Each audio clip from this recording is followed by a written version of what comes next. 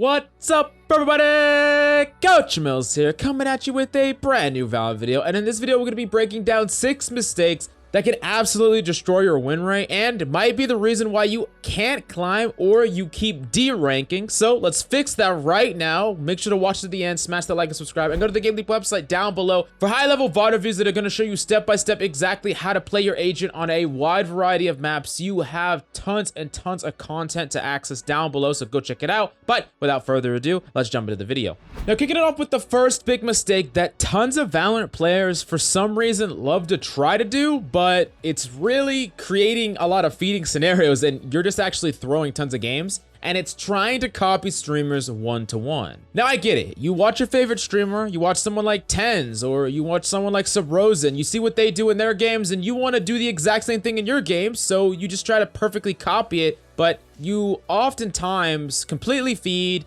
can't hit your shots enough to actually convert on the play, or you just completely misunderstand why they did the play in the first place. Let's first talk about the mechanical difference, because that's a big one. A specific playstyle of Tens is being hyper aggressive and really trying to keep the enemy on their toes, always guessing. But if you don't necessarily have not only the mechanical skill, but the timing of Tens, you could turn what would be a similar type of play or a mock play of Tens into an actual feed instead, or you're just getting picked off and playing way too unsafe for absolutely no reason. I think a great analogy to the mechanical aspect of this is imagine trying to copy LeBron James's basketball playstyle one-to-one, you know, and you're someone that's like 5'7", right? Well, in real life, you can't ever copy what he's doing when he's freaking like 6'9", or however tall he's at. He's freaking huge, but in games, luckily for all of us, you can always grind to a certain level. It's like the better you get mechanically, the taller the equivalent person would be height-wise in basketball. Now, basically, this should just help you understand that some things are just not gonna translate very well if you try to copy them without the skill set required to copy them. And then I think even more importantly than that is understanding the timing aspect. A lot of times, these plays that these high-level pro players are making on stream, they're doing it with a purpose. They do it based on prior information, understanding or reading the enemy team. They're not just doing it randomly and you just throwing out like a random lurk strategy that you see on stream and try to use it in your games without understanding the reasoning why. That is definitely a recipe for disaster.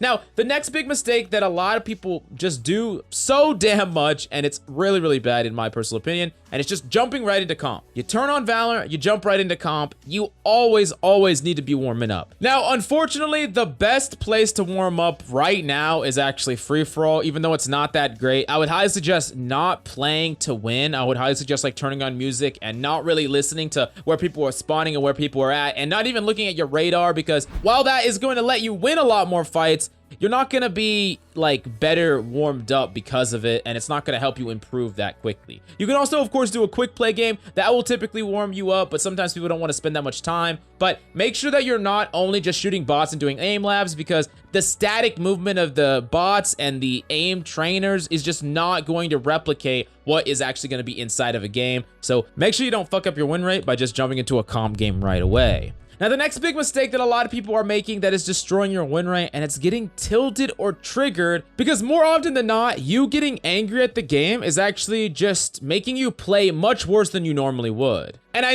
know, sometimes it's really hard to not get mad at either people on your team that are just being really passive-aggressive or annoying, or at yourself for messing up plays that you know you should have capitalized on. But a lot of times, players who get overly tilted feel like they have something to prove. They have like a chip on their shoulder in the game, and it not only causes you to create bad decisions where you just keep trying to force through value because you feel like that will validate you. You know, like maybe you started off the game like 0-4, and you're like, all right, I got to get a freaking double kill. I got to pop off here. Then no one can flame me. Then I will be validated. Then I'll be freaking happy with myself. But in doing that, it's going to create an opportunity where you're easy to read, you're going to die again, now you're going to be 0-5, and then it's just like a vicious cycle. It's really important for you to be constantly monitoring your emotional state, and if you ever get in a situation where you are getting rolled in a game, resort back to logic, resort back to playstyles that make sense. Don't resort to trying to go back to your instincts. I'm not saying you can't use your instincts sometimes in Valorant, especially after so many games played, thousands of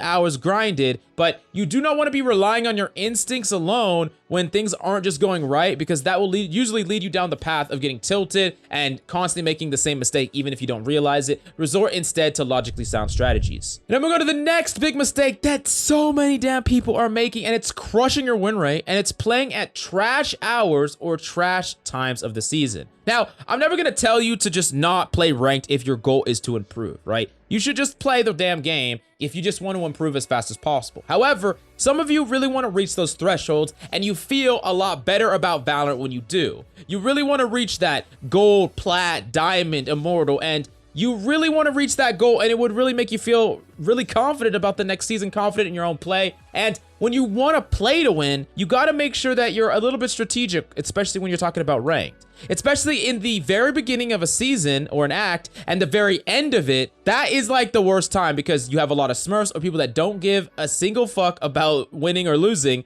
and that just causes more RNG. Sure, you could still carry those games. Sure, you could still climb, but it's going to be a lot more randomness. There's going to be a lot of games that feel like non-games where your individual impact doesn't seem like it matters that much. On top of that, trash hours goes into this. Now, on weekends and things like that, you can play pretty late, 4, 5, 6, and you'll just be fine for your region. But when you start passing that 6 mark to 7 to 8, you're getting people that are like burning fumes. And I notice a direct correlation between playing at that time, because I wake up at random freaking times every day, and sometimes I played like really late, like 7, 8, it's like the morning at this point, and no one's talking. No one's saying anything. Everyone's like so freaking tired, but they just want to get one more game in. And it's obvious that the energy is low, the strategies are low, and it just is not a great time to play the game, in my personal opinion. Especially on weekdays, you typically don't want to be playing way too late in the night, especially if people have school in the morning, people have work in the morning on a regular day, no holidays or anything like that, because you're just going to have a less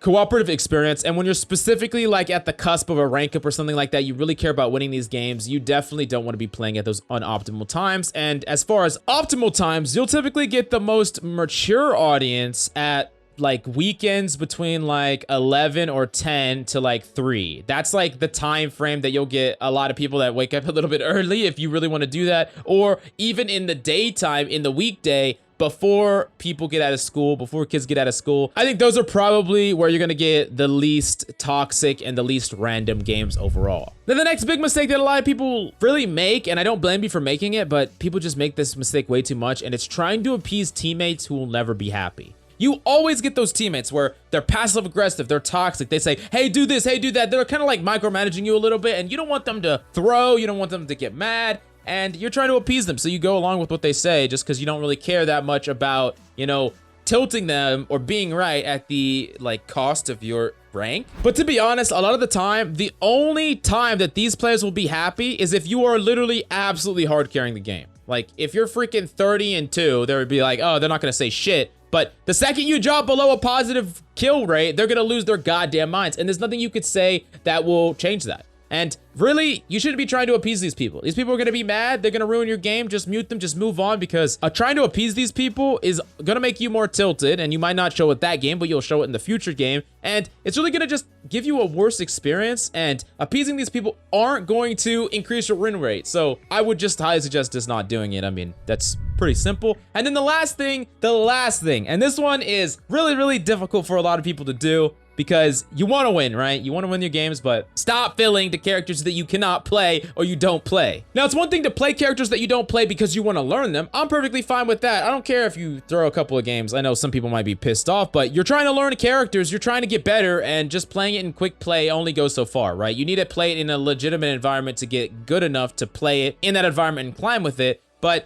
if you are just filling, like you're trying to build or craft a good team composition, and you look and you're like, hey, Viper's meta. Let's play Viper for the first time ever. I don't play this character, but I'm gonna try. You're gonna throw. Like, stop trying to create the perfect quote-unquote composition at the expense of you playing characters that you don't even normally play. Not only are you not gonna improve at the characters you normally play, but you're probably gonna throw on the character that you've never played before, and it's gonna be really frustrating looking at that loss when you're like, man, I should not have freaking picked Sova when I've never played him in my life. So that is just the last big mistake that I think a lot of people make. And if you don't do any of these mistakes, I definitely think that you're going to have a much better time in ranked. But let me know in the comments down below what big mistake you see tons of players make and what should they do instead so that they don't fall into that win rate trap. Now, go to the GameLeap website in the links down below for high quality, in-depth advanced guides, VOD reviews, and tips and tricks. We got so much content on the GameLeap website that you gotta go check it out right now. But thank you so much for coming by. Hope you enjoyed the video. I love your faces, and I'll see you tomorrow.